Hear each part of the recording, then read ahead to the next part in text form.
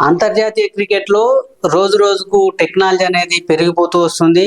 So అది ఎంతలా పెరుగుతుందంటే, ఒకవేళ వర్షం పడితే పిచ్ను ఆరబెట్టేందుకు యూవీ లైట్లను సైతం ఉపయోగించి ఆ వేడితోని ఆ పిచ్ను అంటే ఒక గంట వ్యవధిలోనే ఆ పిచ్ను ఆరబెట్టి మళ్ళీ మ్యాచ్కి సిద్ధం చేసే అంత టెక్నాలజీని అంతర్జాతీయ క్రికెట్లో వాడుతున్నారు. అంటే ఇప్పుడు ఆస్ట్రేలియాతోని ఫస్ట్ వన్డేలో భారత్ జట్టు ఓటమి పాలైంది. అక్కడ వర్షం పదే పదే ఆటంకం కలిగించింది. 26 ఓవర్లకు మ్యాచ్ ని కుదించారు. అయినప్పటికీ కూడా మ్యాచ్ అటు అభిమానుల్లో కావచ్చు, ఇటు క్రికెటర్లలో కొంత నిరాశను మిగిలించింది. సో అడిలైడ్ లో కూడా సేమ్ అలాంటి సిచ్యువేషన్ రాబోతుంది. రేపు 23వ తారీఖు జరగబోయే మ్యాచ్ లో వర్షం ముప్పు పొంచి ఉన్న నేపథ్యంలో, అలాంటి ఒకవేళ వర్షం వచ్చి వెలిసిన తర్వాత ఒక గంట వ్యవధిలోనే ఆ మ్యాచ్ కు పిచ్ను సిద్ధం చేసే విధంగా యూవీ లైట్లను, అల్ట్రా వైలెట్ లైట్లను ఉపయోగించి ఆ లైట్ల ద్వారా పెద్ద ఎత్తున వేడిని ఆ పిచ్ పైన వ్యాపింపజేసి ఆ పిచ్ త్వరగా ఆరేందుకు సహకరించే విధంగా చేసి ఆ మ్యాచ్ కు పిచ్ను సైతం సిద్ధం చేసే